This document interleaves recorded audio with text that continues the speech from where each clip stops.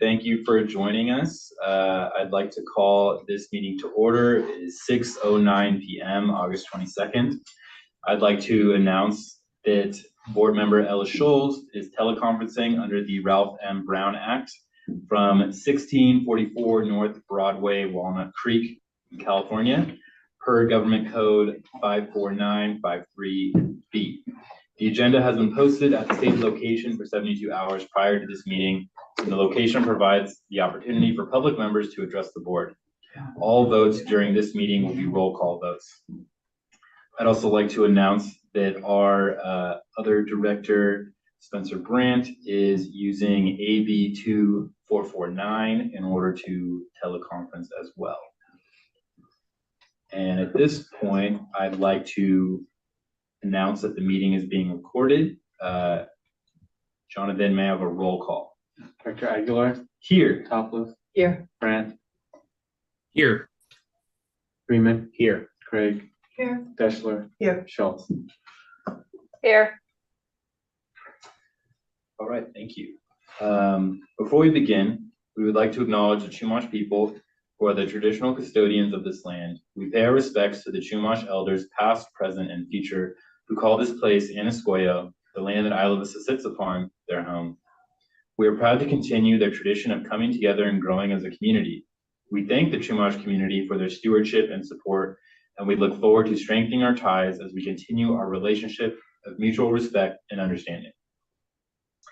At this point, I'd like to move on to the consent agenda. Do any directors wish to pull items or make a motion on the consent agenda?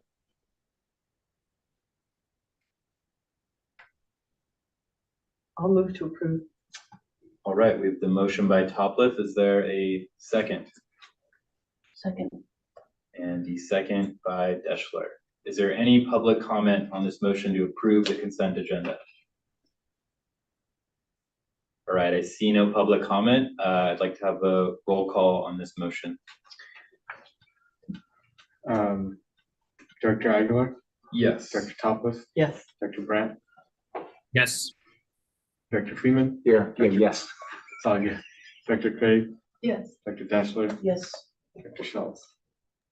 Yes.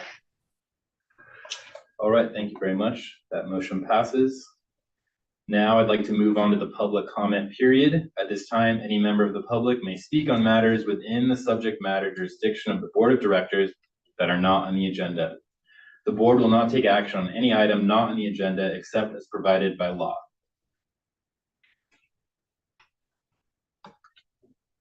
I believe we've got the public comment over email. I think you wanted it for 4.6. Oh, okay, 4.6. I see. That's much more clear. All right. I see no public comment at this time, so I'll move on to section 4, our discussion action items. Item 4.1, approval of the 2022-2023 committed fund balance. Okay, so this is a mostly routine thing that we need to do. We have a policy that governs our fund balances, and at the end of the year of every fiscal year, we adjust our fund balances based on what our policy says they need to be. So let me share my screen to show this. So the assigned fund balance, that's not something we're approving. This is just the fund balance where we have leftover money from programs we work with IVCSD to fund with their grant to us. But it's the committed fund balance. So these have different metrics for what they need to be. They're usually some percentage of expenditures or revenues. So the short-term strategic reserve is three months of revenues, and long-term strategic is 6 months of revenues, for example. So the changes are in bold on the side. So the committed fund balance increased by $496,000 this year based on our policy. So you'll see in column B is what the fund balance was at June 22. And in column C is what the automatic adjustments that our policy requires in column C. And then D is the change. So D is what you're approving, essentially, is the variance from B to C, from last June to this June. Yeah, this is routine. So we didn't make any, 1 year, a couple years ago, we made a specific fund balance commitment for the CDBG grant for the shade structure at the community center. So that year was, more, a decision we made, but this is all just what our policy says we need to do. So we're just following that. All right, thank you for that explanation. Do any directors have questions at this time? Director Deshler. Yes, I just want to be clear. So on, on this Excel that I see, it's line 30, UCSB undesignated unrequested funds. Yes. Okay, so in column B, after, so that was FY 21, 22, yeah. So the leftover funds was 87,000 approximately, and then column C, line 30. So at the end of this fiscal 22, 23, the balance was 208,000 and change. Yeah. And then this current, as of this right today, it's 120,000. No, the 120 is the increase from last year to this year. I see. So the total amount, okay, so It's 208. it's 87 plus the 120 is 208. Okay, so Yeah. then the fund balance is 208,000 and then undesignated At for UCSB. UCSD. That's separate from the 200,000 we have for this fiscal year. Right, that's For- like been accumulating over year after years. year. Yeah. Okay, got it, okay.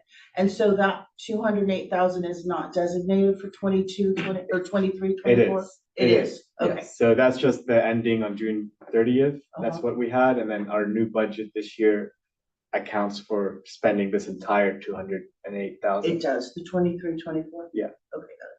Yeah, it doesn't, when I say entire, there's a $10,000 elective amount left. So we have it budgeted to use for one of the programs. We just haven't decided which one. Okay. But we do plan, there are uses for it. There's Okay. yeah. Thank you.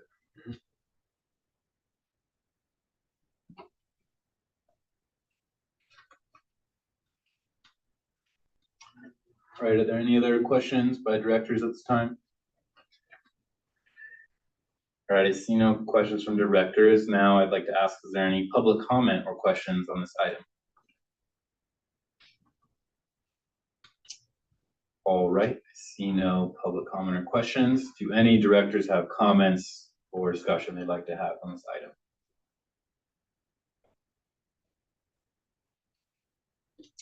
Is there a motion on this item?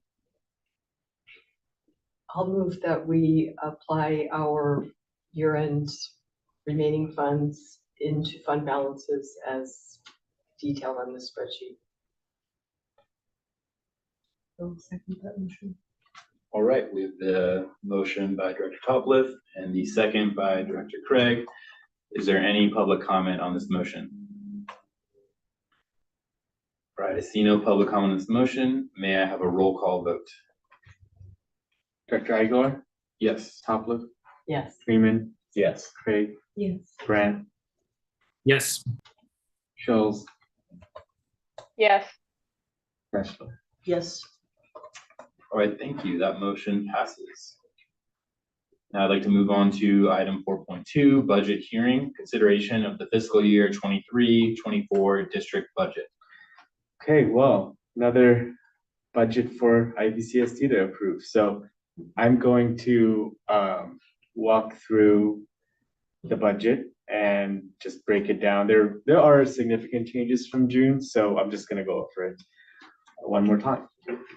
I put together this little letter that summarizes it at the highest level possible. It's just stating the numbers and where they come from. But our revenues are 2.3 million this year. 2,346,315 to be exact, but 2.3 million this year. The tax revenue was 1.38 million, almost 1.4 million last fiscal year, and that's the number we use to project for next fiscal year. There was a growth from 21-22 to 22-23 of 15.9% in the utility tax revenue, and so we don't project the growth out. We just use the past growth. We are going to draw the full $200,000 from UC Santa Barbara's grant to us and utilize the $208,000 in fund balance in this budget, so we'll clear that out to zero. We're gonna continue to have $15,000 in a charges for services with the County of Santa Barbara for management of this first floor of this building. So they give us $15,000 and we pay them $15,000. We're gonna finish out the STEP grant for $20,000, so there's just a little bit left to request and finish with that project. And then we're going to use $327,000 from our existing fund balance for predominantly one-time expenses, but also for some startup costs with Compost Collective sales and collection operations that will then produce revenue streams as they get jump-started. So that collection service is planned to generate $16,000 and sales of compost $22,000. Lastly, or not lastly, but one other source of funds planned is $10,000 in sponsorships for our community festivals. And then finally, the funds for the community parking study are gonna come in this year. I'll go through the expenditures right away, but just at a high level, community programs has always been our biggest area of spending. So it's 30% now, it's up from 28%, but it's usually somewhere in this 28% level. Public safety is higher this year than it was in the past because we had lost the interpersonal investigator position. So that's back up. Parking and public works, 10% each, and planning and housing, 3 and 1. And then operations, which includes community engagement, is 31%. And so it's about half and half between administrative operations and community engagement, but that's 31%. Budget process this year, we improved. It was a better budget process than past years. Our survey was still around 100 people who took it, so that didn't change.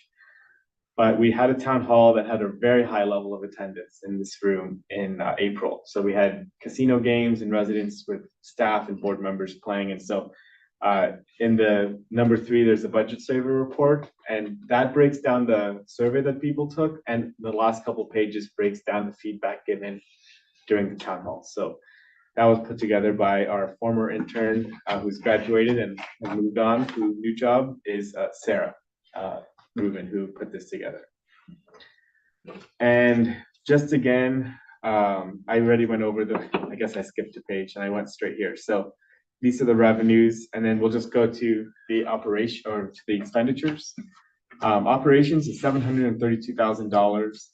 Again, this combines community engagement and general operations. We have $356,000 for the salaries for myself, for Sibel, our management assistant, for a operations intern, and our legal team and our accountant. So this is like the core administrative operations of the district, all captured here. Next is community engagement, and this is 2 full-time staff positions, the community engagement director and the project manager, along with interns, and the budget to spend on community engagement, which is $25,000 again this year. The next is the office budget, which was a bump in this fiscal year from last fiscal year, just because it's, we're working in the office more and we're needing more. Our cleaning services are back in the office, things like that. So it says here, as we return to work in person since COVID, we need to maintain our office more. Next is our administrative expenses area. This area has gone up a bit, but it's just due to natural growth of the district. It includes administrative expenses like our payroll expense, our timekeeper expense, our retirement service administrative expense. All these things come with an administrative fee, but we need to have them. So that's that. And then the liability insurance thankfully didn't grow too much more than we had planned. Finally, the board, which we are now fully set up to have 3 meetings or 3 days of service a month compensated for board members, and we're budgeted for it. And now we have the administrative process to execute it. So if you go to a committee meeting, you're eligible for another $100 in that pay period, and then up to 3 in a month. Next up is community programs. So community center is obviously the biggest area of this, but it's also a very large area on its own, $712,000. Community center has 2 staff, a program manager and a project manager, and interns. And it has the same budget for programs as the year before. And the rest are utility costs and other things like that. We are, pending negotiations with the county in the future, but we keep them in the budget for future planning. That's why it says 0 for all of those. Excuse me, we pay, those are just part of our lease right now.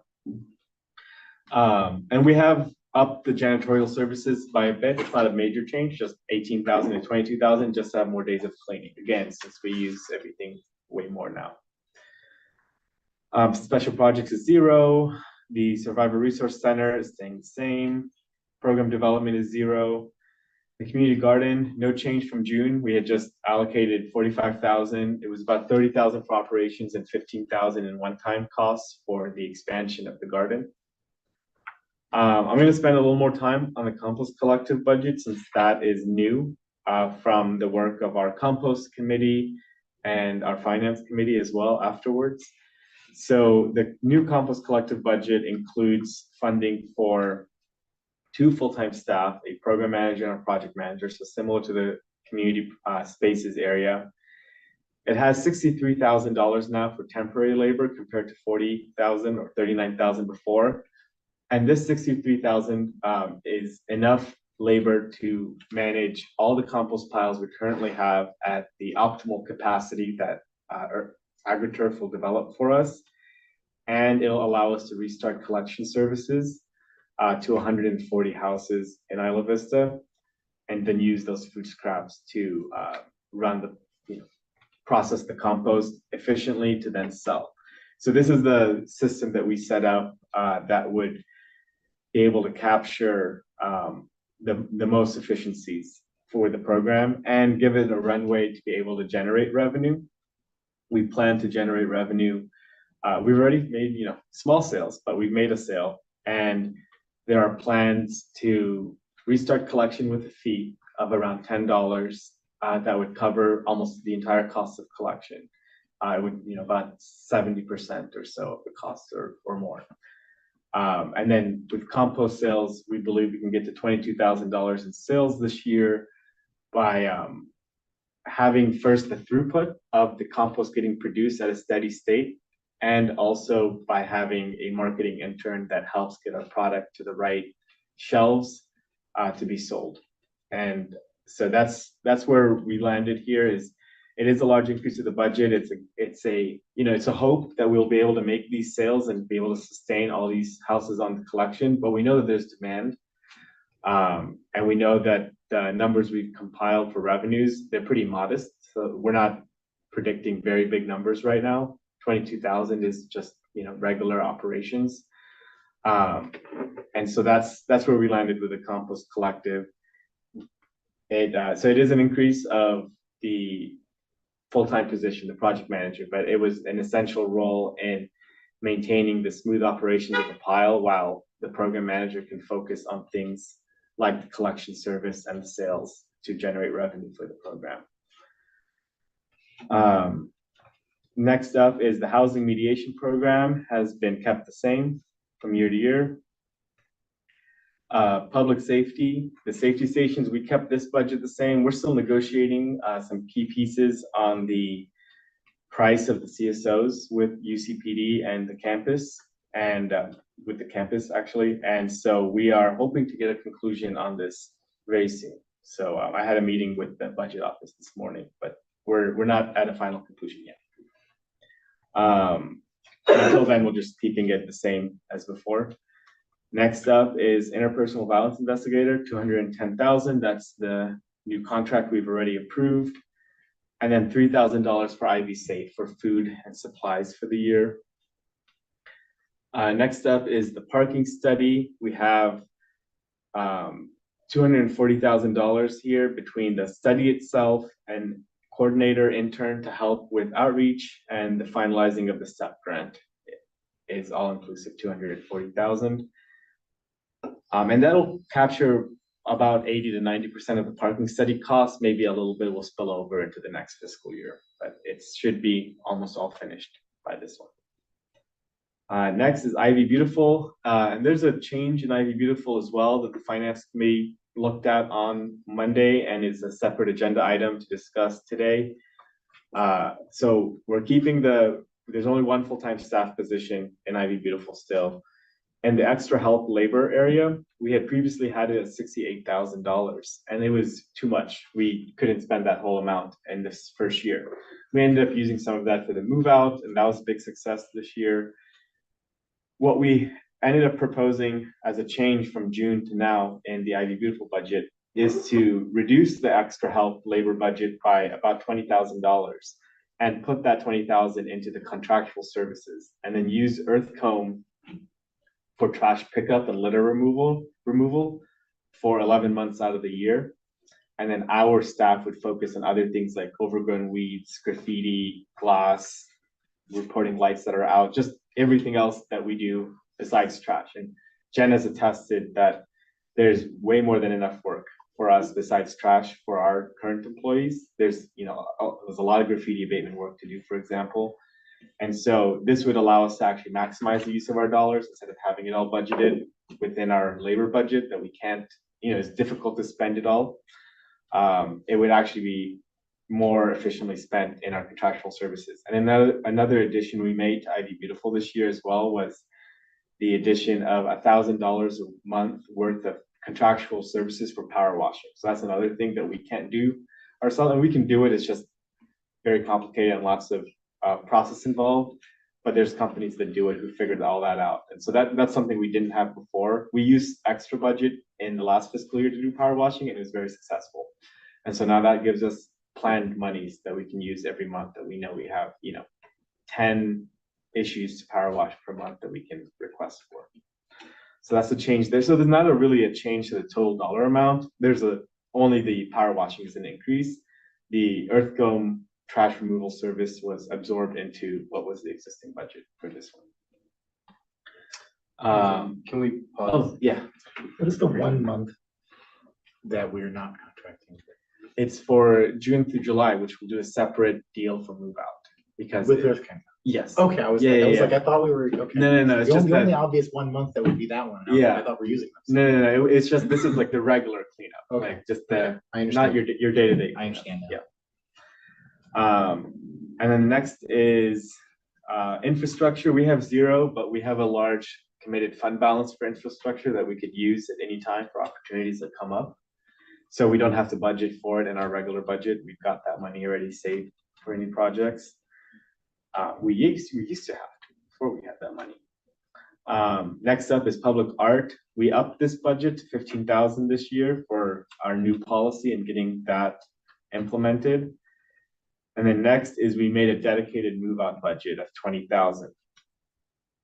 Finally, we have this standing item of having funding available to do the work to reassess the IV master plan and get a community plan in place. But that's just been, money to be there for when we're ready for that project.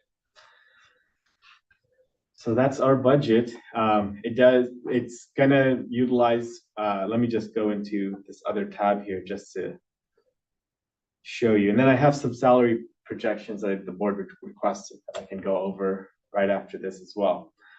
But the fund balance that's being used, just so that everyone's really clear, we're using 100,000 of fund balance in the community programs area. Most of it is one-time costs, but the portion of it, about 40%, is for the compost collective startup costs, is what we're calling it. We're using the UCSB leftover funds for the housing mediation program. We're using our fund balance for the parking program for our share. We're using fund balance for Ivy Beautiful equipment, fund balance for the possible Ivy master plan project, and then 22,000 in fund balance to cover other one-time expenses like bike equipment and ongoing costs. Well, not salaries, but office expense and things that could be one time if we needed them to. But so for this year. So that brings us to a balanced budget of 2.3 million expense and 2.3 million revenues. And we do plan to end next year's fund balance with 1.8 million. So it's a decrease, but it's for getting the parking study done, getting our compost collective revenue up. It's for equipment for our programs. So that's what the fund balance is being used for the new garden at the community center. We plan to have the UCSD funds at 0 at the end of the next fiscal year. We don't calculate up our new committed fund balance requirements out, so we'll see what those are when the year ends, but we assume it's just gonna be the same for now. And then we'd have around 340,000 in undesignated fund balance and then 0 at UCSD by June 30th next year is the plan. So you still have a significant undesignated fund balance separate from your committed fund balance, but it's it's definitely getting smaller and being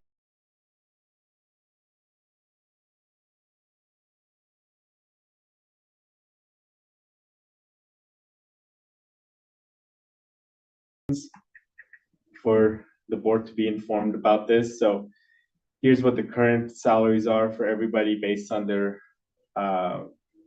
pay schedule right now.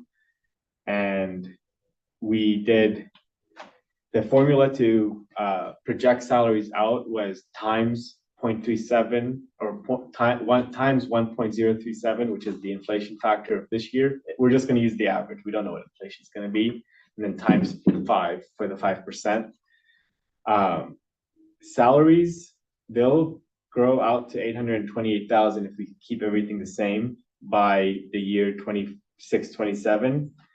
Benefits will grow to 355,000 from 254. And then salaries and benefits, I guess, as a percent of the utility user tax is the most useful percent to me. This year it's 65%. In a few years from now, it could be 77% just based on the taxes growth. And I cap the taxes growth at inflation because we will have to implement a GAN limit and that will cap our growth at, we won't have these large growths anymore. So if the tax is growing at inflation, the salaries are growing at inflation plus merit increases, this is what happens. But this is obviously if nothing changes at all. This is not if people leave and we restructure or we combine positions, this is if nothing at all changes. It's still a healthy place. It's still not a bad position. We're not like 95% salaries and benefits in 25 or in 26, 27. So we should be good. But it also says I probably wouldn't add another full-time benefited position unless we had dedicated funding for it in the future at this point, if everything else is staying the same. So it's definitely a cautious place to be, I think. We're not in a bad place, but we don't want to do something that will get us to a bad place at this point. So it's good to have this information, I think, in my opinion. One thing just to note is, like, for example, our health benefit cost, it's not a huge part of our budget. It's 178,000 in the future, but it's growing by 15% a year. So that's a pretty fast growth rate. But yeah, that's what I had for the budget. All right, thank you very much. Do any directors have questions they'd like to ask at this time?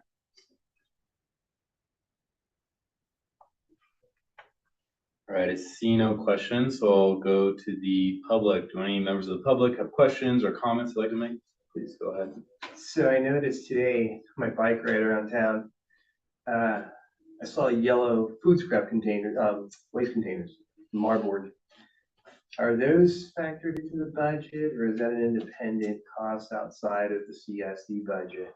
It depends on where, what those were. I don't know what you're talking about. It was over by Freebirds where I saw it. Those are probably Freebirds. Okay. Yeah, so we don't, those are like their business, not that trash service. Oh, okay. So yeah, we don't work with the commercial. They have their own contracts. All right, thank you for those comments. Thank you for that clarification. I see no other public comments, so I'll come back to the board. Do any board members wish to comment or have discussion on this item? I have a question. Yes, please go ahead. In looking at the positions that we have for the salary positions, how many of these positions are vacant right now? The community engagement project manager is vacant but in hiring. Okay. And the management analyst, that's the MA? Yeah. It'd be nice to spell that out, I think, in general, I think, but whatever. Is that a full-time position? Yeah, no, there's a typo. These are just flipped. The MA is down at the bottom, and the 102 is on the community engagement director. It's just a typo I made. So Okay, yes, I'll spell it out. But yeah. I didn't want to be rude, but I'm like, these don't look right to me. Okay, The numbers are all right. It's just the labeling for them. okay. I flipped two of them. Okay, it was so just then listed. the community engagement director is at 102,896. Yes. Okay, that's what I was, Yeah. I Yeah. just was a No, little no, no. surprised. We had, yeah, I just made a mistake. Yeah, okay. Yeah, But the full list is right. yeah, yeah, All the cool. salaries.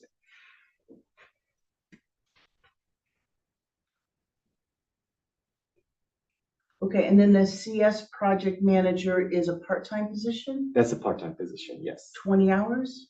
20 hours at Okay. 28, but it is benefited. It's a permanent position. And all the other are full-time. Yeah. Okay.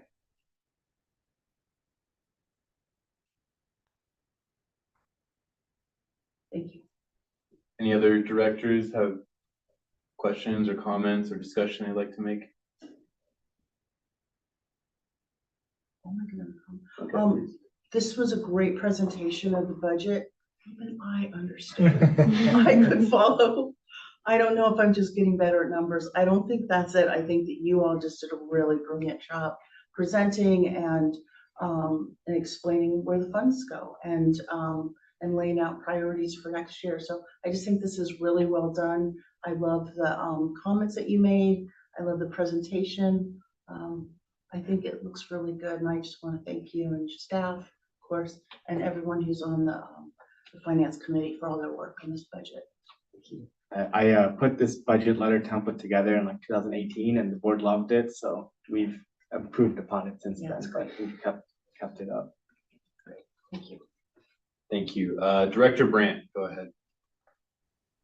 Thank you. I really just wanted to say a big compliment to Jonathan for all your work putting this together. And I'm really happy with where we're at financially as an organization. We're just on such solid footing in terms of our revenue source. I think that looking at the figures that you showed about the staff cost growth is definitely something for us to keep an eye on. Just with the realization that the GAN limit is something that we are going to be subject to, and it's something that we're going to be setting over the next number of months. And I know we set a date in Finance Committee to discuss that, but that will potentially cap the growth of our use of the UUT on ongoing things and require us to put more into capital projects. And so to me, it's just something to keep an eye on. I think that when it comes to our people and the amount that we are committing to salaries, to me, there's no difference between salaries and services because our organization would not run without our people. They are the services. So I really appreciate how you put this together in a way that shows that all of our staff people are committed to specific programs, whether it's the community center or compost, whether it's our community engagement team. It makes it really easy and transparent for the public to understand. And I'm just really excited too that the biggest highlight for me is really bringing back our biggest contract with an outside agency we have, which is with UCPD for the interpersonal violence investigator. And I'm glad that we were able to continue that funding into this current year. And there's a lot to be proud of in this budget. So wanted to say a big thank you to and shout out to Carrie and Olivia for your work crafting this budget.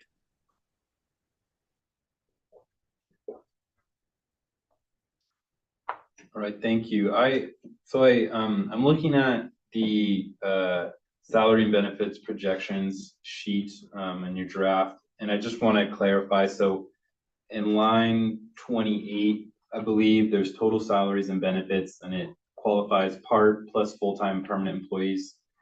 And then there's the percentage of UUT, and that's 77 for that projection out.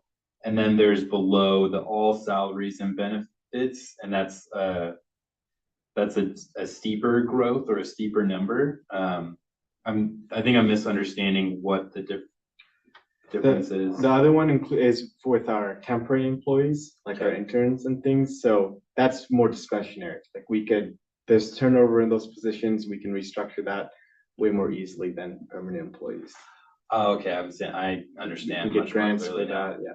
Okay, yeah, the line 46 is only folks who are truly on salary, whereas line 28 is folks who could be full-time as well, but not on salary. None of them are full-time. They're all part-time. Yeah, it's all Got like you. 10-hour-a-week positions and Got things like that. That makes much more sense. Okay. But we do have a lot of these folks. It is a growing area, but Yeah. yeah, it grows the same with, I did only inflation to grow it. So I didn't include like merit increases because while that option is available to our temporary employees, they're usually not around enough to really have an impact in that way financially. Okay, that makes sense to me. Thank you. Any other directors have questions or comments?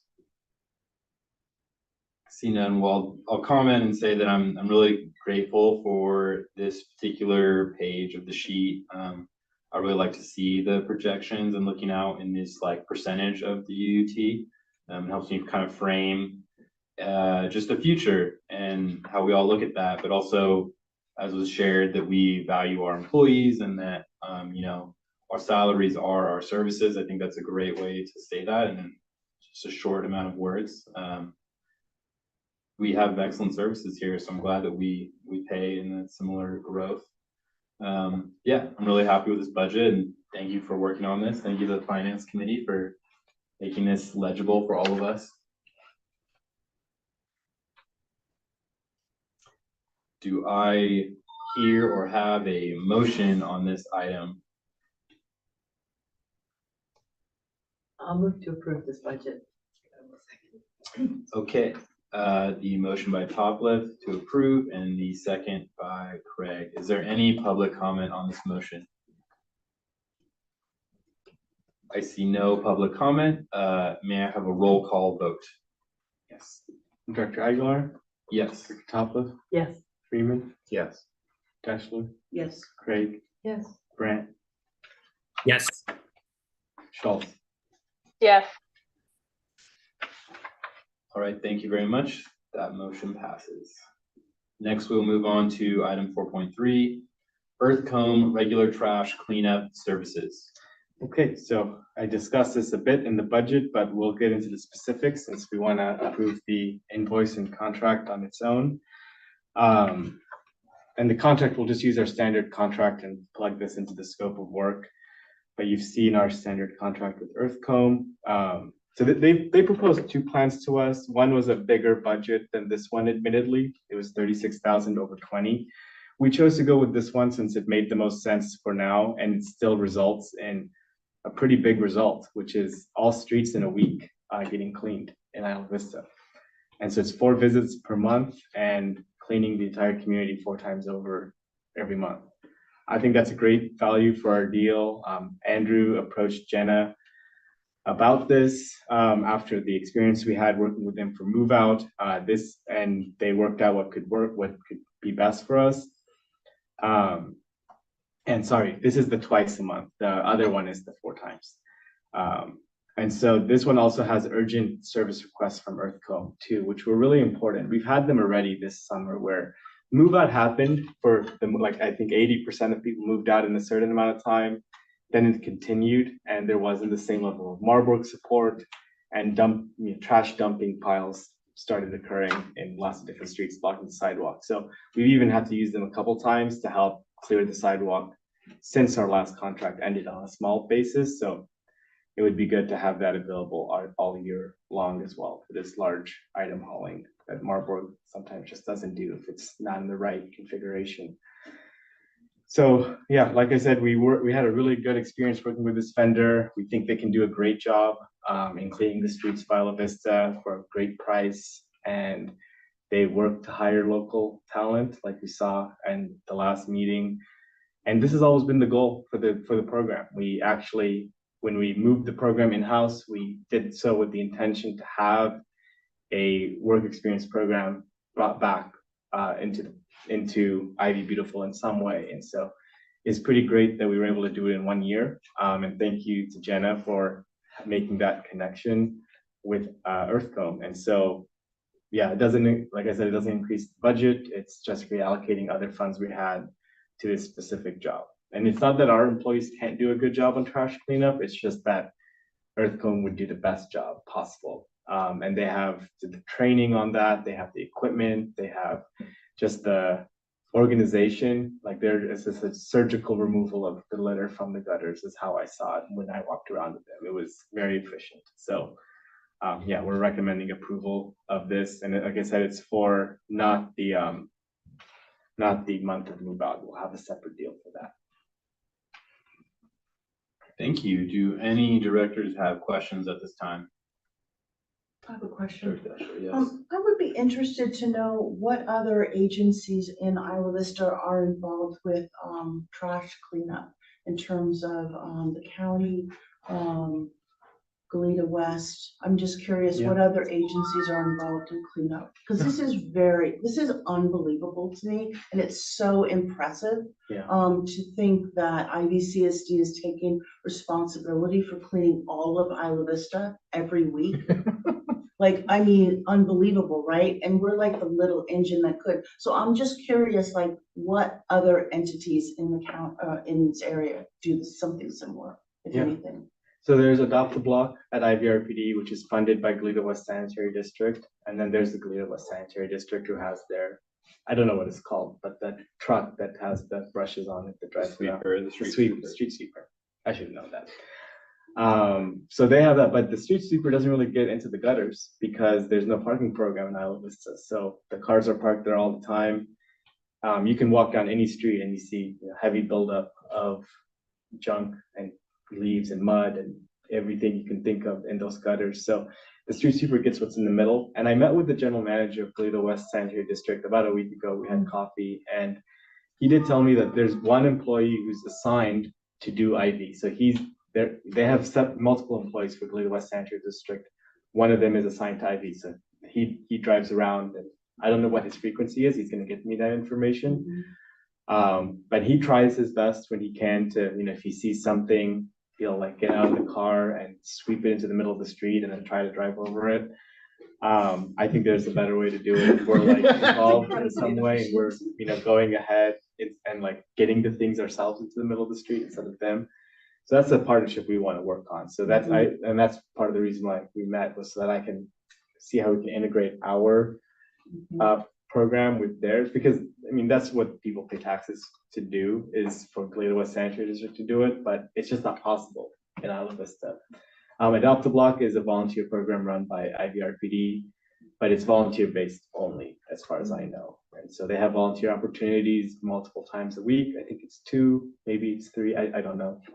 But I think it would be good for us to prepare something for the board as an overview. So I'm just sharing what I know off the top of my head, but I think that's a good future agenda item, is just an overview of the trash cleanup services. And LAFCO will be coming out with a document actually really soon that does outline the different trash services in the whole county, including a section on Isla Vista. And they might opine about how things are going here, because they know everything we're doing. And me and Jenna are working on final revisions to include this. So we are going to get this into our final, which is due in like a day or 2. But we're going to we wanted to wait so that we can get this in there, so we can say we do this. Because LAFCO will then look at what Goleta West does, what IVRB does, what we do, what whoever else, whatever they do, and not the county. They don't do the county, but they then render an opinion. That's great. Thank you. That's helpful. Director Freeman.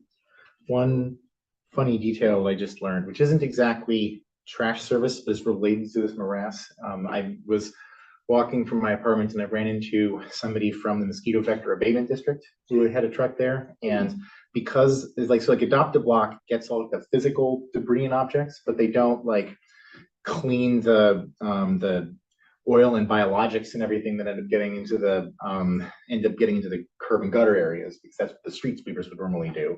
And so you end up with these like small swamps that are forming along parts of the street in Isla Vista. And then the mosquito abatement people end up having to come out, and they've got a binder full of all the locations in Isla Vista where you end up getting little puddles, little swamps and everything forming, so they can go and they can put, I forgot what it was, they've got like stuff that they have to put in that water in order to kill all the mosquito larvae. And so they're having to distribute this all over town. And they were like, and they like explicitly said to me that like normally this would just be handled by the street sweepers. Like this would just, you know, every like week or so, this would just go away and it would never actually be able to build up like this. But because that can't happen here, I have to come out here and do all of this. So it's like this weird like whack-a-mole process of different districts trying to fix problems. And yeah.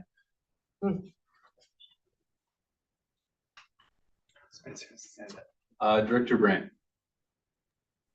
Thanks. When this came up in the finance committee, my big question was, we're contracting out, you know, a substantial portion of the Ivy Beautiful program with this contract. So what are we getting for it? What's the reason behind it? Jenna did a really good job of explaining how there are some things that her workers can't do, such as take a big bulky item like a couch and take the time to haul it off to the landfill. That's equipment and something that Earthcomb can do. And they proved that they can do it pretty well during the move out contract that we had for them. So I'm very supportive of this. I actually was just looking at our budget survey, and the top two issues for our residents, according to the survey, is number one, you know, the housing crisis, which I'm sure we're all aware of. And number two is the cleanliness of the streets. So I think that this is really great that we are continuing to enhance this program and step up to really make the community more beautiful. It's, I think, perfectly in line with what the residents' priorities are.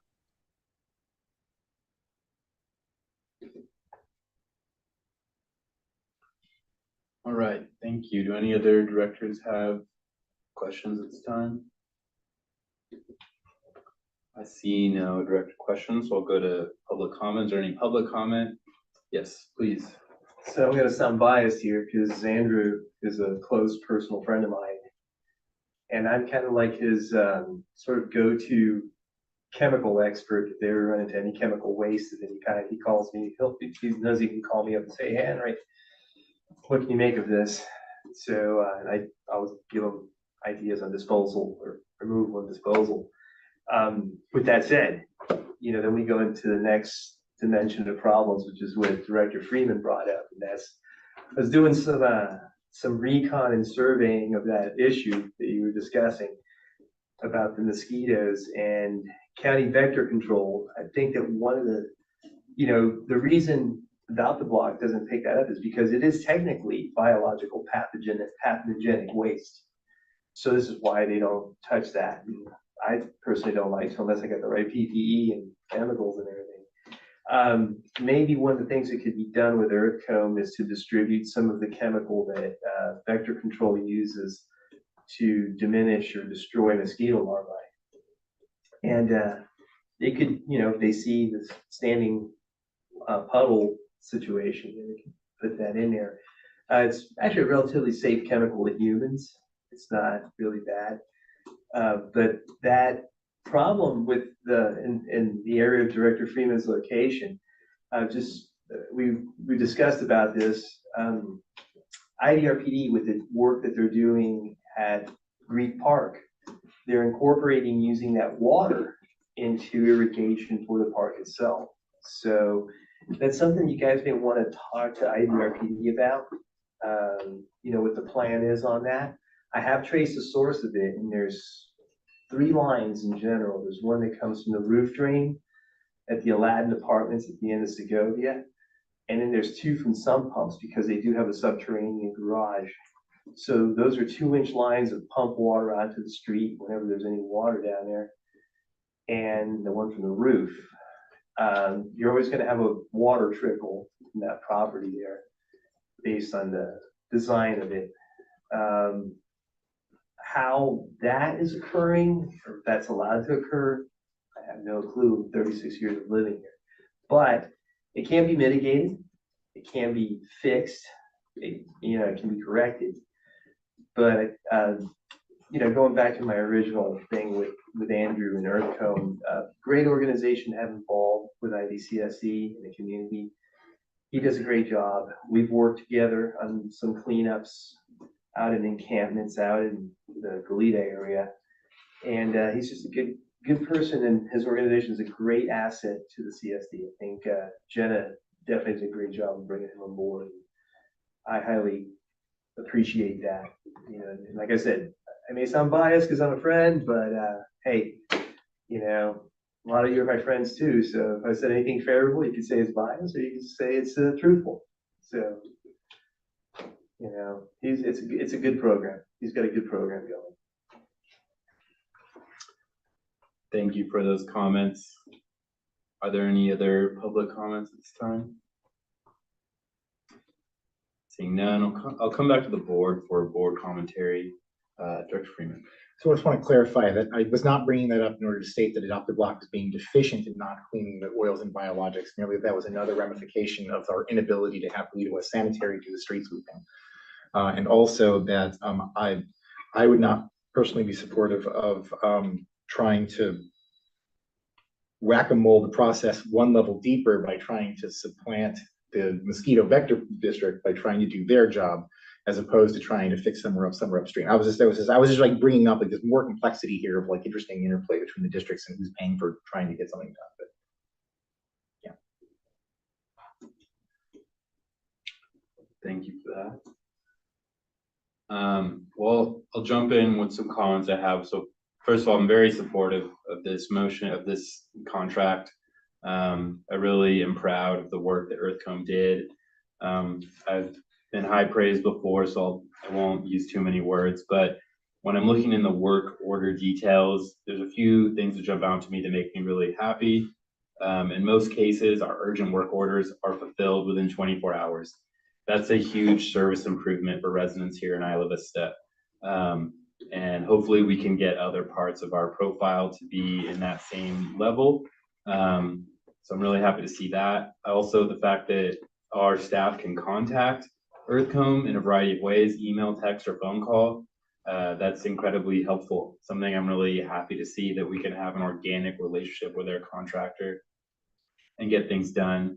And so I'm just really confident in this service. I don't have any doubts of how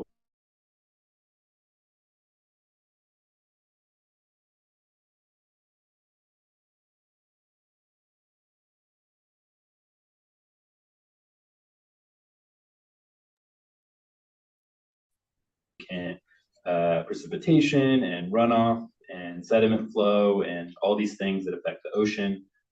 And to me, that is our most valuable resource here in Isla Vista. So I think it's important that we act as good stewards of our ocean and our natural spaces when we can. So I feel that this definitely supports that cause. So I will be voting in support of this. And I'm really happy to see it so quickly on the agenda again.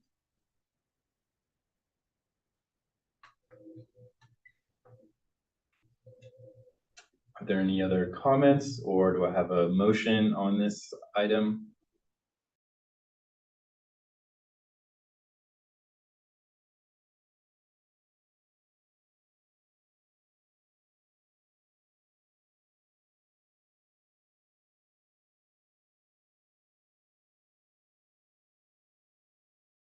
Motion. Great idea. Thank you. Thank you for those comments. May I have a roll call vote? Director Aguilar, Yes. Toplet, Yes. Freeman, Yes. Craig, Yes. Deschler, Yes. Brent. Sorry, you guys cut out. I'm assuming the motion is to adopt the contract. Yes. Yes. Yes, I vote yes. And then Schultz. Yes. All right, thank you. That motion passes. And now we'll move on to item 4.4, our compost collective project manager. Well, I'll let the committee jump in if I miss anything, but we approved a version of this position already in May as a temporary role that was part-time as a stopgap to get things moving with the compost pile operations. But now as things have developed, we've had our consultant come in, the process is operating. one of the things we determined was that there is a need for a permanent staff role that's on the operational end, because this is a program that has a huge amount of operational work in terms of scheduling shifts, maintaining the piles, and all the effort that goes into it. So this, we would also bring in the future an update to the program manager job description as well. And I think we should do that for all our program managers as we restructure and grow.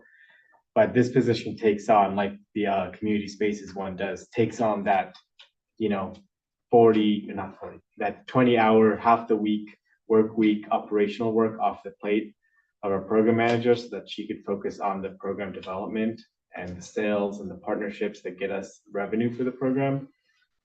And this person will focus on the operations. So I guess it's a similar philosophy we've been using since our retreat, where we saw our our work overages and where things were going. And we did a deep dive as a committee into the operations of the program and what was really needed and what was important. And so this was one of the conclusions we had, was the direct maintenance of the piles and then the scheduling of the shifts for the collection, which all those things is its whole job, the collections and the pile maintenance, operational side. So then this is just a regular, not regular, sorry, I shouldn't use that. It is our $28 an hour entry level pay position, but it's full time. So. All right, thank you. Do any directors who are on this committee, do they want to add anything? Do any directors have questions they'd like to ask at this time? I'd just like to say that we've been meeting a lot, and I've been really impressed with how quickly we've moved along to really develop a plan and get expert guidance in certain areas and improve our operations quickly. And I just feel like we're really showing a lot of leanness and entrepreneurial spirit. It doesn't feel at all like a slow bureaucracy, and the staff is doing a great job. I think with more help, that they're really gonna just do a wonderful program here.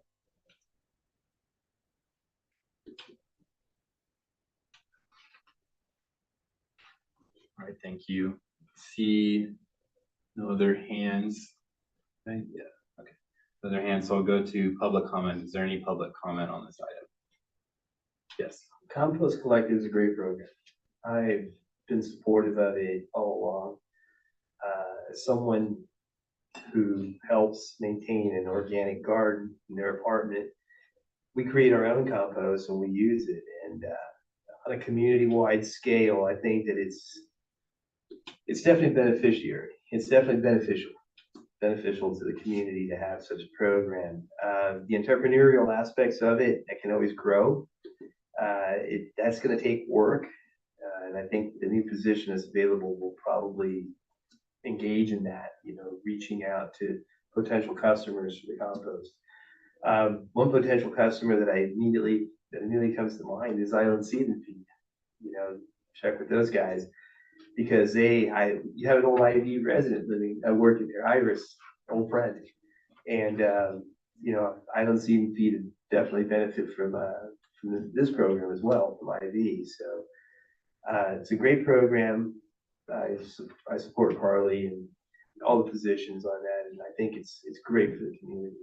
I'd say everything that can be done to support and maintain it should be done. It sets us apart from a lot of other communities. It's very different. It's not something you see everywhere else. So stay the course on this one. I think it's a good thing.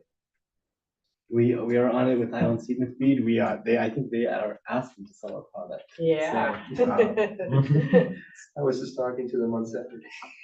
So we're ready. We have a plan. We have different plans to sell different products to different places with different markets. So we're working that out. But that's where we're going next. Is we're gonna start finding these different shelves to get the product on and different ways to package it. Because that's what's the missing link here, is that we had a great concept, but we didn't have the structure to do what we needed to do. I guess that's why we really concluded this. We really had to align the structure with the concept and refine the concept as well, and the goals. But once this is going and based on what we've studied, this could really take off. And it could be self-sustaining. It won't be fully financially self-sustaining, but growth could become not without much added cost, is what I'm trying to say. Like you can add another compost pile eventually, and with the system AgriTurf is building, it would cost $500 a year extra to add a new pile, which might generate other revenues. So it's we have a plan, and with all plans there are risks and chance involved, but we're really confident about the research we've done and the looking into the different aspects of this that we've done and the expert help we've received. So, and we've how many times have we met? Maybe at least once or twice a month for a few months. Yeah. And you all may know too that I was inspired to write a song, which is now been published. It's out on Spotify and Pandora, etc. And I just finished the music video today. So if anyone wants to hang around afterwards, it's 3 minutes time commitment. You can see my music video too. I know it's called Isla Vista, but what's the band? It's called Isla Vista by the Away Team. Oh my lord. That's fabulous. Right, thank you. It's an inspirational program. Thank you for sharing your inspiration with all of us. Do any other directors have comments or questions or discussion they'd like to have on this item? Director Brandt. Just The want glare is like right where the hand is. to say a big thank you to everyone on the committee and staff for putting together this. This is a small piece of the broader sort of realignment that is occurring with this program right now, and I'm really excited to see that direction.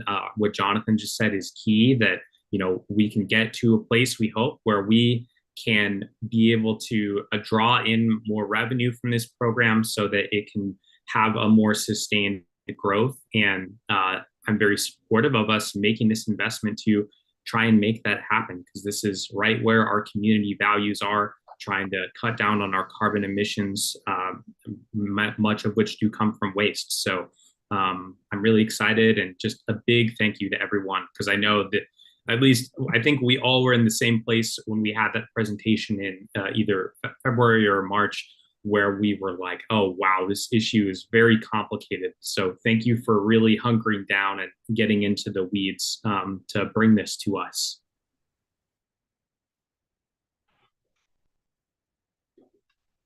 All right, thank you for those comments. Do any other directors have comments? We'll share. Lastly, I'm really proud of the Compost Collective. It's one of the most purebred Isla Vista ideas and concepts, and to be supported by a local government agency is just really cool, and something that I'm very proud of, having almost no expert knowledge and having a compost in my backyard like some members of the public shared. I'm really glad that we support this on a community level. So I'm glad to see this here. Do I hear a motion on this item? All right. I'll second. Thank you. We have the motion by Craig and the second by Topliff. Is there any public comment on this motion? See no public comment on this motion. May I have a roll call vote? Director Aguilar, Yes. Topliff, Yes. Freeman, Yeah. Craig, Yes. Deschler, Yes. Brandt, Yes. Schultz. Yes. All right, this motion passes. Now I'd like to move on to item 4.5, the formation of ad hoc committee for Halloween. Okay, so our staff has been working on ideas and plans for how to approach the 2023 Halloween weekend to create a safe and fun environment for people. And what we are requesting is the board to form an ad hoc committee just to work with us on final plans and, putting the final touches of it before we bring it back to the board on September 12th. We've already worked out a lot of the details, and we want to do some of the things we're going to do are the same as before, like the grant program that we've done in the past to community organizations. But we want to just make sure that the event plan, which is a small scale, we don't have as big of a budget for Halloween, is just in line with what the board is looking for in an event like this. So yeah, we'll bring something back on September 12th, and Maya has already done a lot of work, so we'll just be working with Maya to iron out the details and make sure it's in line with your goals. All right, do any directors have questions on this? Do any directors have comments or discussion they'd like to have on this?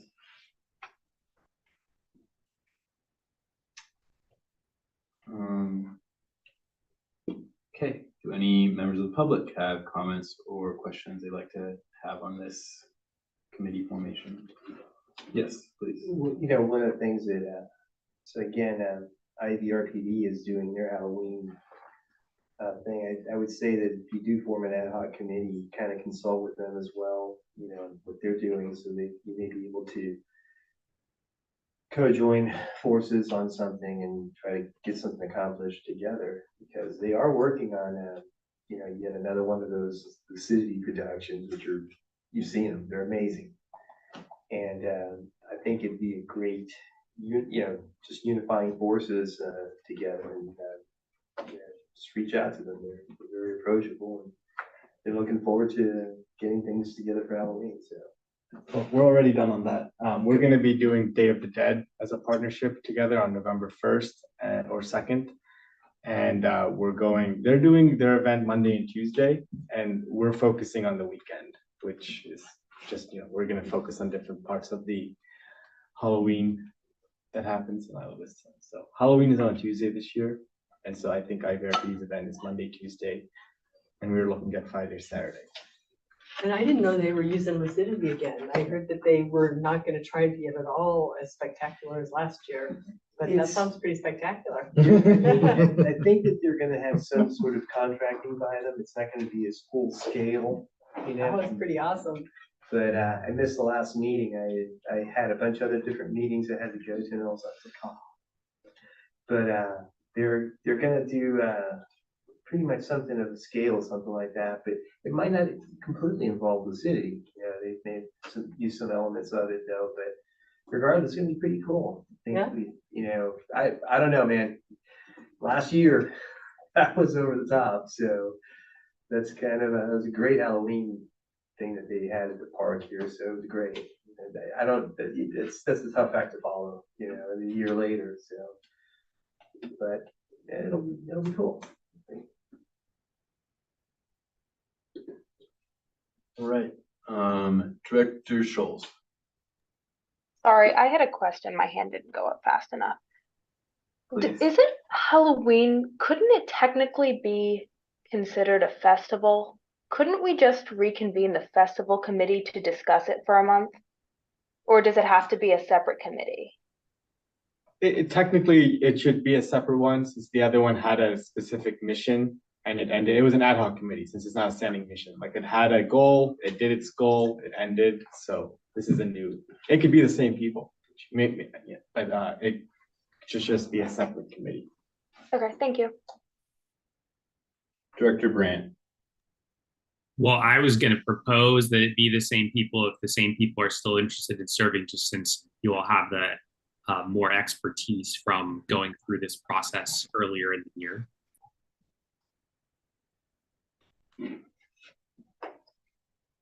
It's me and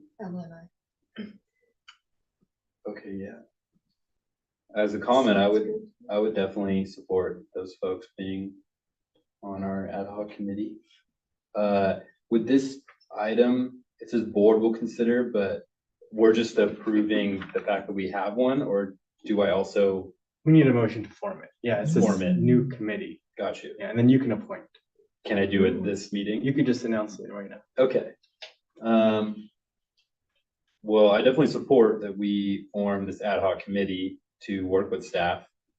There's not any other comments. Is there a motion on formation? also moved. I will second. All right. The motion by Topliff and the second by Craig. Is there any public comment on this motion? I see none. May I have a roll call vote on this motion? Director Aguilar, Yes. Topliff, Yes. Freeman, No. Deschler, Yes. Craig, Yes. Grant, Yes. Schultz. Yes. All right, this motion passes 6-1. I will, do I move or do I appoint? I will appoint Directors Topoliff, Director Craig, and Director Scholes to the ad hoc committee for Halloween.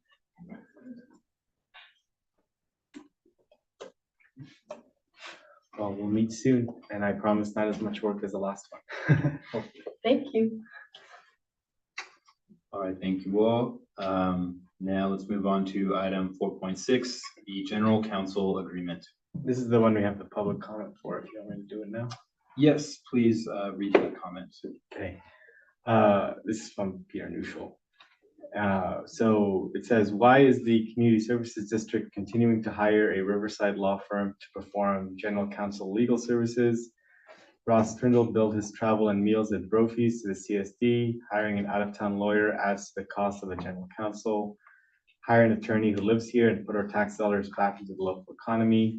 Cutting and pasting Jamie L. Traxler for G. Ross Trindle in your general counsel legal services agreement without allowing local firms to bid is irresponsible and a continuing waste of taxpayer dollars. The departure of Mr. Trindle is an opportunity to advertise and request sealed bids from other law firms. Stop spending your money in the Inland Empire, hire local. All right, thank you for reading that comment with us. But otherwise, on the general counsel agreement, we are recommending approval. It is a one-line change, which is changing the name of the general counsel, but keeping everything else in the agreement the same. Right, do any directors have questions on this item? Dr. Deschler? I think that's an interesting point about what is the process by which the IVCSD contracts. Is there, are there rules in which you are required to take outside, do an RFQ or an RFP? I just wondered, are there set rules for that? There are set rules, and we have a pretty thin contract policy. It's just very old, so it wasn't as complex as it could be now. In the past, Jamie can add in more, but we've used 25,000 as our limit before we go to bid for a contract. But a lot of our contracts, they are renewed. So like the safety station contract, that's over 25,000, but it's just continuing year to year. So we haven't taken that one out to bid. But we, for the interpersonal violence investigator, that was bid on. The parking study was bid on. Right. The planning for the festival was bid on, except this year where it was less than the threshold to bid. So we do follow the state law for bidding on contracts, and Jamie can clarify about how it works for continuing contracts. I guess they might, or we just continue them, or we extend the terms, the date of the terms. So it's not a new contract. Yeah, that's correct. So the only time that you would need to go out to bid is if you were considering, for example, changing district council, and you knew that the total expenditure would be over the authorization of the general manager. It's usually $25,000 to $30,000. Then at that point, Jonathan would need direction from the board to actually go out to bid and request proposals from different firms, take that back, do interviews, and then ultimately it's up to the discretion of the board. So it could choose to do nothing with the RFP. There's no obligation to approve a contract through an RFP. So really at the end of the day, it's the board's choice on what they wanted to do. I'd just like to make the comment that it's always seemed to me like we really contract with the law firm. And even though Ross was our major human attorney contact, I always felt like we got full service from the entire firm, and whether or not he personally was available, their services were available to us. And I think also it's a very specialized area of law to understand community service district and the requirements and potential pitfalls of a small government organization. So I almost see this more as a pro forma, just acknowledging that Jamie's our major human now. And I will say that is correct. The contract is with Alshire and Winder, and that's the law firm. This really is just to switch out the general counsel title, as well as update where notices and information will be sent going forward. I have a comment. when you come to this. Okay, please comment. The high level point sort of makes sense until you get into the thought process, as just noted, which is that this is a highly specialized area of law. So I had the experience of, before the district had a lawyer, I was like, I'm going to get involved in this. Who knows what kind of bad things can end up happening. I want to have a lawyer. And so I went around Santa Barbara and I managed to find one lawyer at a firm that seemed like he was really into doing this. He was at Fulver Large, Archibald and Spray, and that was my lawyer for a while until he left. He retired. The people who were working at Archibald and Spray, who did political law, they all left. And then one day, relative like a year ago, I had a reason why I wanted a political lawyer. I'm contacting my firm, and they're like, we actually don't have anyone here who does that anymore. Do you have any recommendations? Actually, we don't know anyone in Santa Barbara who does that kind of law. They ended up, I ended up like going to LA in order to find a lawyer that actually like focused on the things that seemed related to this. You'll note that our lawyer or our firm is actually being used by other districts in Santa Barbara County that are further away from where they are. Other districts in Santa Barbara County that have lawyers are oftentimes using remote or traveling lawyers as well. And so we're not really, it's not like it's obvious that like, oh yeah, we could just, why don't we just open this up? You know, we're going to get tons of bids from all the different firms, you know, I just don't think that's actually going to happen. And the fact that we have this great connection with Alshire and Winder, are now being able to just kind of continue a lawyer that has already been involved in our work previously going forward. I mean, it just makes a lot of sense to me. To the extent to which you could still say, oh, there's some way to get that cost down. We talked about it. We're potentially, you know, we do a lot of remote meetings now, and our remote meetings are working really well. And you know, we're not paying right now for remote travel. So like, I don't really think it's just a big deal. So. Thank you for those comments. You definitely said a lot of things that I'm thinking and agreeing with as well. Dr. Deschler. So I'm gonna be a little bit of the contrarian. Jay, what's happening? But I'll just say, and this is nothing at all personal, but I would say that I think it's important from a kind of fiduciary responsibility to every once in a while test the market for the services that you are contracting for, because the market changes and we don't know what we don't know. We don't know what we don't ask. So if we don't do an RFQ or an RFP, we don't know what services are out there and available for legal services. I think we're getting tremendous services with the current law firm, but remember, it wasn't the law firm that, in my understanding, it wasn't the law firm that came to IVCSD. It was Ross with the law firm, right? So the how Ross got involved with IVCSD is because he had an affinity because of his connection to Isla Vista. And then he developed it with the firm that he's in, and of course it served us very well. I have no complaints whatsoever, but I just think from a financial fiduciary responsibility, I think at some point we may want to set up kind of a system by which we test the market and make sure we're still getting the best services out there for what we're paying for. And that may likely be with the firm we have, but I think we have a responsibility to ask the question. So. Thank you for those comments. Do any other directors have comments or questions at this time? Director Brand. Well, I just want to say I agree with Director Deschler that it is a good fiduciary idea to test the market every once in a while. I think that it also needs to be said that given that Ms. Traxler has been assistant district counsel working with Ross Trindle for the last 2 years, were we to make a big departure, we would be losing that expertise, not just in the area of law, but of the area of our operations and familiarity with the multitude of issues that they have researched together over the years. So it makes perfect sense to me that we would continue this contract with Alshire and Winder. I think it's great that we were able to bring Ms. Traxler on, who has already had a lot of experience working with us. And I think generally for me, I really do take to heart and consider the different comments that we get from members of the but I value them with a lot less weight coming from people that are actively engaged in threatening legal action against the district. So just wanted to throw that out there.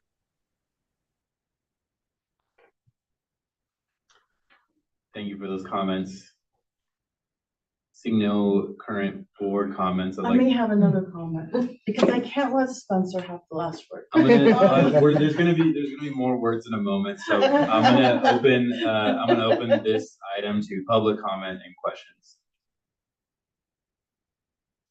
All right, I see no public comment and questions, so I will go back to the board. Director Deschler. Yeah, I'm not suggesting that we go out and rebid this contract. I'm not even suggesting that financial consideration for this contract is the only consideration. I don't think it is. I think that we obviously have a great relationship with this law firm. They've been doing really good work with us and giving us really good advice. And I think this is going to be a very seamless transition. And whenever there's a transition in services, with a new entity, there's costs. There's costs involved. There's startup costs with bringing someone new on board. And I'm not suggesting that. I'm just suggesting in general, I think it's worth that the district consider when we renew these big grants, these big contracts, that we ask ourselves, should we be going out to bid, and that we just not do a pro forma re-upping, just because I think we deprive ourselves of information that maybe would affirm our current choice, but at least give us more information. Thank you for those comments, Director Freeman. For what it's worth, I agree is not quite the right word, but I have a strong affinity for what you're saying. I also had thought about that with relation to this, and this part of it is just that we need to get on this now. I would say we should punt that to later if we're in the middle of doing much other things. But one aspect of essentially the comments that I was making is that I just don't. I think that the way in which it was pitched to us is something that I kind of disagree with. I also am I see so many other districts. I mean, right now the San Ynez Community Service District is going through this, having to choose a new lawyer. We've dealt with this at LAFCO occasionally of deciding where we want to reopen bids and things, and then occasionally looking at options. And it's just the process ends up being really painful. And I've seen it before, and I'm just, for a lawyer, I'm just like, I don't think we're gonna get much benefit out of it. I do feel for that. I still think what you're saying makes sense though. I'm sorry, I'm kind of rambling this one, I guess. You agree with me, basically. I largely agree with you, but I just don't want to do this right now, and I don't. I'm not suggesting that we are. I'm just saying in the future. Is anyone else hot, or is it just me? It's very hot. I'm hot, yeah. Oh, I was like, am I feverish? Is it the meeting? No, to make you feel particularly better, I nearly went back out to my car and got a little hand fan like that one earlier. Now I'm feeling better. It might be because I don't know if that's all.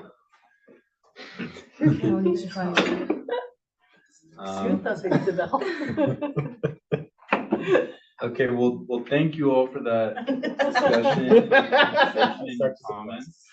Anytime. I'd like to just comment and re-highlight the continuation part of our discussion, the continuation of our contract with Alshire and Winder as the firm. And also that just to affirm out loud that we have received excellent service. Ms. Traxler is someone who has been vetted and trained by our last leader in Mr. Trindle. So I feel ultimate confidence in them as a team. I also feel confidence in the fact that if there were to be a change to come, they would let us know and help us out and be fair partners and let us know that something needs to change with our relationship or our contract. But we haven't had any crazy last second requests or problems regarding time. So I think that it is safe that we consider that idea in the future, but not currently. I think it's best practice currently to retain and reaffirm this contract. Is there a motion from any directors on this item? I'll move approval for contract. Is there a second? I'll second. Okay, thank you. We have the motion from Deschler and the second from Freeman. Is there any public comment on this motion? I see no public comment on this motion. May I have a roll call vote? Director Aguilar, Yes. Topliff, Yes. Freeman, Yes. Craig, Yes. Brandt, Yes. Schultz, Yes. Teschler. Yes. All right, this motion passes. That concludes our discussion and action items, and now I'd like to move on to section 5, reports. I'll begin with reports from members of the board. Do any members of the board have reports they would like to share?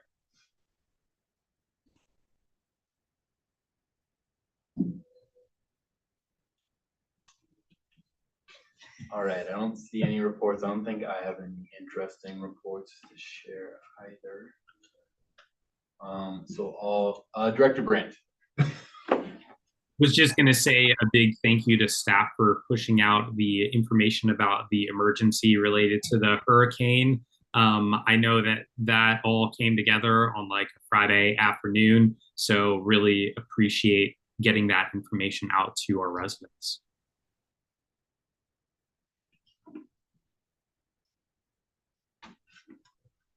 Okay, we'll move on to item 5.2, reports from standing and ad hoc committees.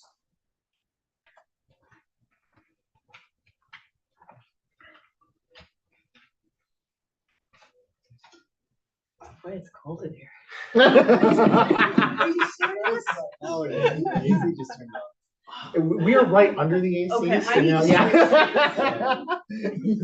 Freezing over here.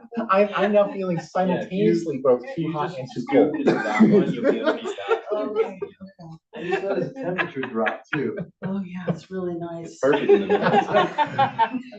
Actually, you're pretty close to the other one. I'm gonna move right now. We'll see y'all later. But I mean, like, you're pretty close to the other I one right think there. this is the seat right here. That one's Oh, yeah, powerful. what's the That other one's good. I sat there last year. Yeah, Yes. just the one. All right, I'll move on to item 5.3, report from district council. I will keep in line with everyone else. I don't have anything to report tonight. All right, thank you for that update. Item 5.4, report from general manager and staff. I have a few things. Okay, so community engagement, we're hiring a project manager right now. Like I had mentioned, we're also hiring a parking outreach coordinator. So those are two pretty exciting job opportunities that we've got going. We're also planning, like I mentioned from last meeting, but we've got our move-in plan ready to go to be out there and meeting new residents in September and October. With the compost collective, also like I mentioned, we're working diligently. I've been working with Jamie and Carly to figure out what we need to do to bring to the board a fee to the collection service. We will likely need to skip the Prop 218 rules, which include a public hearing and multiple layers of process. So that's a really good news for us. But collection is going to start for free on September 5th.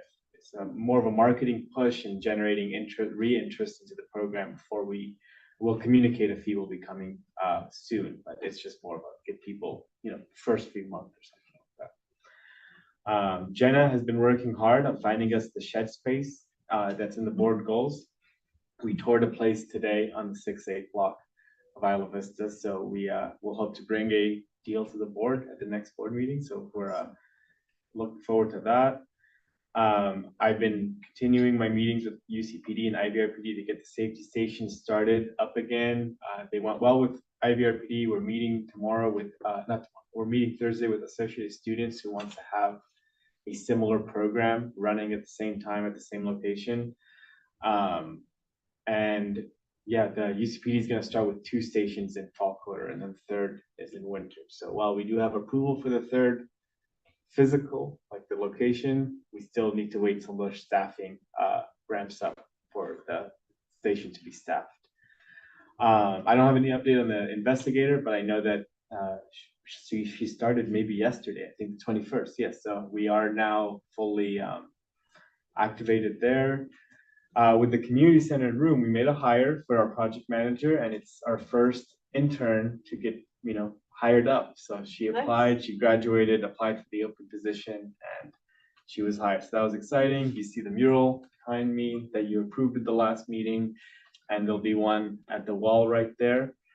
So things are looking good, and our policy committee has been continuing to work on community spaces policy. So we've had a lot of that, to our meeting the other day. STEP grant, we're still waiting to get KTUA to move progress. It hasn't been great the last couple of weeks, like it's opposite of what I might have mentioned before, but we're hoping to wrap this project up so that we can move on to other things.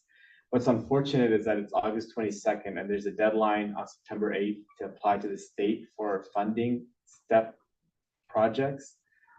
But since we haven't had enough progress made on creating our list of projects to fund, we might miss that deadline. So I'm hoping to not. I'm hoping there's a super obvious project that I can get technical assistance, because there's a lot of technical assistance funded by the state for us to do it. So we might be able to apply for this. We might need a special meeting for it if we want to submit a grant. I'm trying to get the right actors to all get together so that we can actually submit a grant. I can't do it on my own, but that's been, my technical assistance appointment got canceled today, not by me. So yeah, I'm trying to make it happen, but we might miss the deadline. And we also just learned about it a little too late. Parking though, great news. Actually, STEP grant, we're chugging along trying to finish. Parking though, we have our existing conditions report, table of contents and outline already. We have the survey is going to launch mid-October. We're aiming for October 12th right now. The town hall, first town hall, and the first in-person event around the parking study will be November 1st or 2nd. We're just trying to finalize those dates. We've done now August on-street collection, data collection. We don't have the results yet since it just happened. And we finally got to start off-street parking data collection. So we're using a drone. So Dixon Resources Unlimited has an FAA licensed person who can fly a drone and sit near an airport. And so we did Goleta Beach. We are going to do the private residences. And so that's how we're going to do, because we figured we couldn't do it the traditional way where you drive around to every private residence spot. So the drone is going to get that done for us. That's really good news. And they're just taking care of the project and moving along. They're organizing a meeting with IVRPD soon, who wanted to, we spoke with IVRPD, wanted to be more involved. So they're going to meet with them. And yeah, they're just lots of things are happening with the parking study right now. Lots of good things to say. I don't have an update for you on the community garden, but I know that we're working to get the county to approve the plan. So we don't really have county approval yet on that as well. And same with the acoustics project. I am still waiting for the county. I've done everything. I've submitted all the paperwork they needed, that they requested, but the county still hasn't approved us to move forward on that project. The good news is that the supplies still haven't shipped. So, we would have waited anyways, but we don't have an actual okay from the county for the garden or for the acoustics project. Next is something for you all to know. I'll be on jury duty this day, most likely, but on September 19th, the Board of Supervisors will discuss the request we have for IVCSD to take on library funds from the county. So it's not going to be a decision, just, give direction to staff. We got 2 more Public Record Act requests since the last board meeting. One was for all our legal receipts since January 1st and activities, and we are able to redact some of that. So it's from Peter Neuschel. So we'll be responding to that. And he's requested this before. So our firm does end up spending a good amount of billable hours. Thankfully, this time it's only 7 months, but going through and redacting what's attorney-client privilege and what's not. So like you see on our agenda, you're only approving the rate for the bill from the insurance, and we don't attach that whole bill because the activities are attorney-client privilege potentially. I just had a thought. Yeah. If Peter Neuschel is so concerned about our legal bills, maybe if he did less PRA requests, we could actually have a lower rate. Well, on that note, I did ask Jamie today that all the PRA work that they do, that we split it out into a separate bill. Like for this one, I asked that we split the work on it into just a separate bill. It'll still cost, we'll still have to pay, we can't do cost recovery, but at least the public can know what we're spending on Public Record Act requests. Yeah, good idea. The internal staff handles most requests, but this one is the legal firm has to respond to this one. But the next one is we also got a Public Record Act request on all our paint receipts. So from the same person. And so that's taken a good amount of work from our accountant to go through 5 years of expenses and find the paint receipts and get them. So we can't recover those costs. And then the last thing I just wanted to remind you, I'm on jury duty the week of September 19th and the week of September 25th for federal jury duty. And then I have a week of Santa Barbara jury duty the week after. So I have 3 weeks of jury duty in a row that all are deferred. So it's like, I can't defer I anymore. love jury duty. I wish I could call a lot. I will not be gone for 3 weeks. Just know that. Like, it's not going to meet that, but I will be What do you on know? call. Yeah, I think it must be for a month. Yeah, I know. So hopefully nothing bad happens. But yeah, that's my report. All right, thank you for that report. And I'm sorry, Jonathan, I didn't quite catch what you said about the acoustical work for the community center. The county is slowing that down? Yeah, so about a year ago, we had the plans made. In June, we approved the budget. And we were trying to do it when we before. were in a lull. Yeah, the county just hasn't approved the work. Like, we sent them the plans like in January, February. And then they sent us a response in maybe late June or July with like 15 different things we had to answer or agree to, like agree to indemnify the county for the panels on the wall. I'm like, our contract already indemnifies you. So it's kind of a weird request, but they had this list of 15 things. We responded to all 15. It took some time, but we did. But they still haven't responded with approval yet. So we're missing our window. yeah, I mean, we'll end up having to do it in September at this point, probably.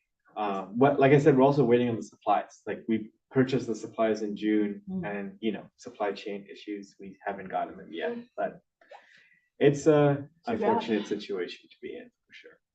But we'll get it. We know that the work can be done relatively painless. Well, it might involve some reservation changes, but they should be able to get most of it done without interrupting other things, like in the evening, for example. They'll just have to, more logistics if we do it later. We'll have to move things out and store them. Yeah. Director Brand. Thanks. I didn't catch the dates you're looking at for the parking town hall. Can you share those again? November 1st or 2nd. Thank you. Yeah. So right after Halloween. In the time in between now and November 1st, are we planning on having our first public parking meeting, or that will be the first one? Well, we would hope to do that on September 11th. Gotcha. Okay. And then the survey launch is October 12th, and then we'll have other activities before the town hall. So we'll be tabling, we'll be going door to door, we'll be doing all these things in October before the town hall, recruiting people to come to the town hall and getting them to fill out the survey. So there's a lot. I mean, there's a lot of work about to happen on the parking study with outreach wise.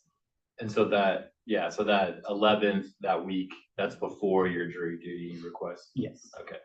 What was the date again of the? The public parking meeting? Yeah. September 11th at 5:30. Oh, it's a Monday. Director Brandt, do you still have a question or comment? Just clarifying, what's the September 11th meeting? It's not a town hall, it's just another focus group?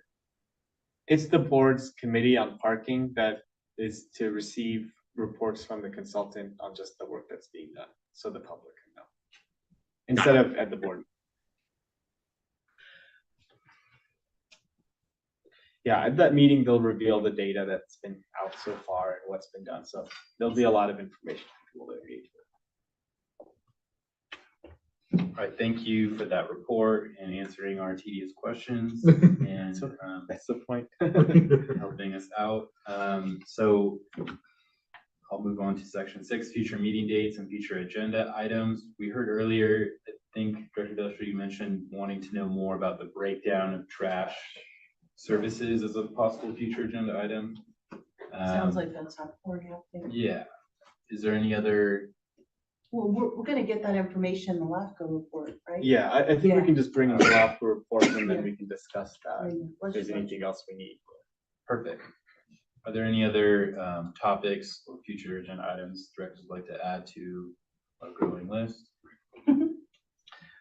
Just to remind the board, on September 12th, we likely will have the Ivy Safe preview agenda item where we have like a, a chance for the public to share their safety issues and for the board to suggest agenda items for Ivy Safe, but we don't have an Ivy Safe next meeting time planned yet, but we will start organizing that in the next couple days to week.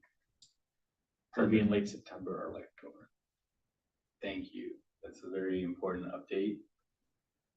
All right, so the next regular meeting, as you heard, the board of directors will take place on September 11th, 2023 at 6 p.m. on Zoom and at the community room 970 Embarcadero Del Mar, Isla Vista, California. This meeting is adjourned. Great meeting, guys.